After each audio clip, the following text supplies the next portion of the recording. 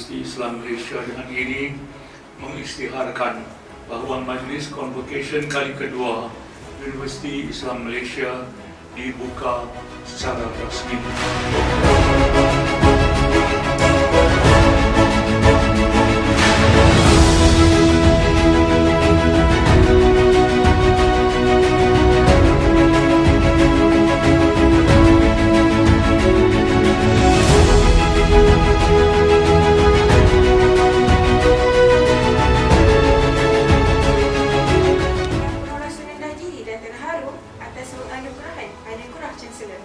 Satu penghargaan yang amat berharga dalam perjalanan hidup saya sebagai pelajar Universiti Islam Malaysia.